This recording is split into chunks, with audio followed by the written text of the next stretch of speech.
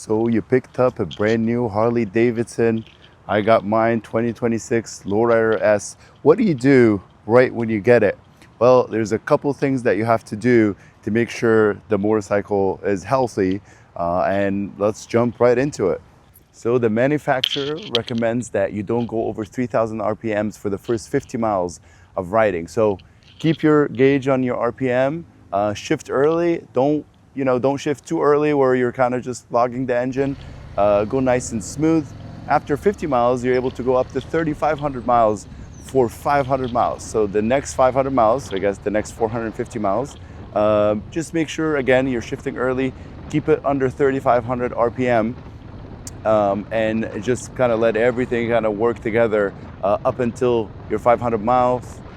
Once you hit 500 miles, you're good to go. You can do whatever you want. And then the first maintenance comes at 1,000 miles. Now, there's a lot of questions here in terms of whether you should do your first maintenance at Harley-Davidson, or if you should do it yourself, or if you should find a local mechanic to do it. I have another video on my channel, and I'm gonna link it here if I can, that talks about my first maintenance, my 1,000-mile maintenance, how much it costs, what they did, and whether you're supposed to do it at Harley or not.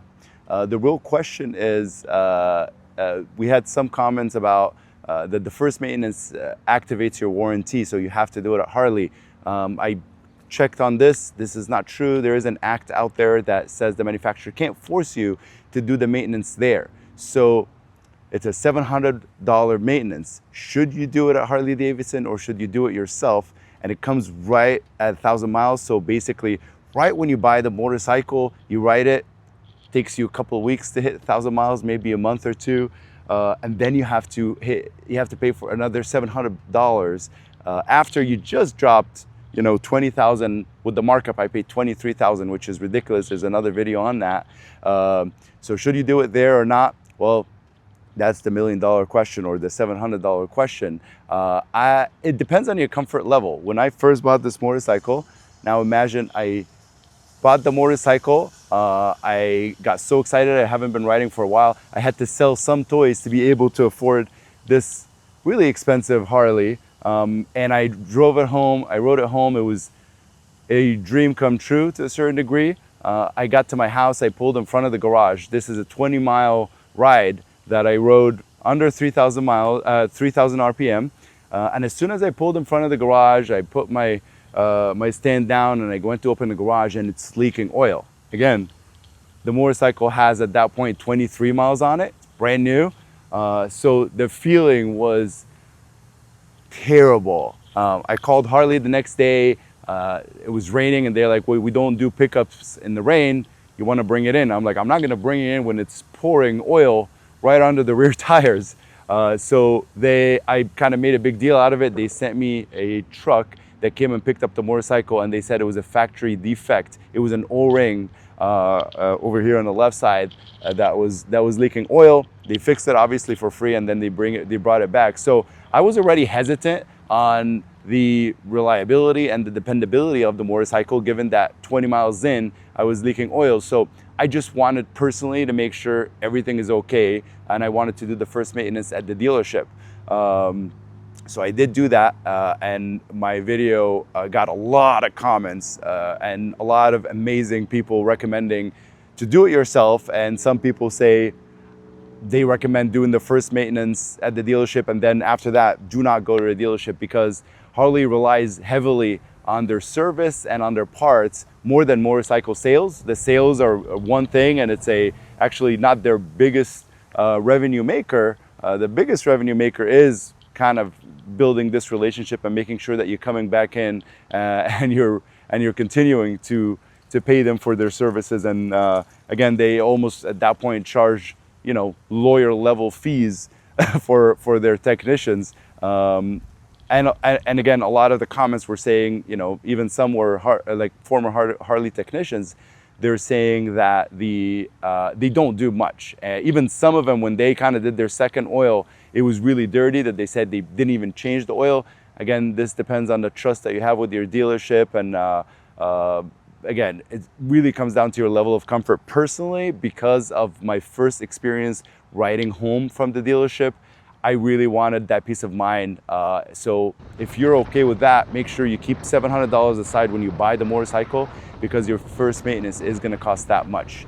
Whether you do it or not, there is no right or wrong answer. And if you already owned Harley-Davidsons and you already know how to work on them, and you're very comfortable working on a brand new motorcycle that you just spent a lot of money on it, 100% recommend doing that. And if you have a trusted mechanic that you've worked with for a long time and you know he's knowledgeable and dependable, I would personally do that. I didn't have any of that, so I wanted to make sure I take it back to the dealership. Now for my second maintenance, which comes at 5,000 miles, or they recommend 6 months, I'm definitely going to do it a year. I don't ride it that much, so I'm not going to hit 5,000 miles within the 6 months. So I'm definitely not going back to Harley. I'm only going to go back to Harley if I need certain parts. Most of the parts on the motorcycle, and again, I do have other videos on the channel to talk about my saddlebags, my sissy bar, my seat, my passenger pegs. Those I get them from third parties. They've been amazing and super cheap compared to anything you get from Harley. As an example, my passenger pegs, I paid about $68 for them. The same exact ones with the Harley logo at Harley is a couple $100. So it kind of, and that's the beauty of Harley. It comes very stripped. It's not really that beautiful because a lot of times that forces you that you have to get certain things right off the bat when you just spent a lot of money on the motorcycle. But yeah, I'll only go back there for parts that I really, really like from Harley, but I don't have any parts from Harley as of right now, so I might never do that.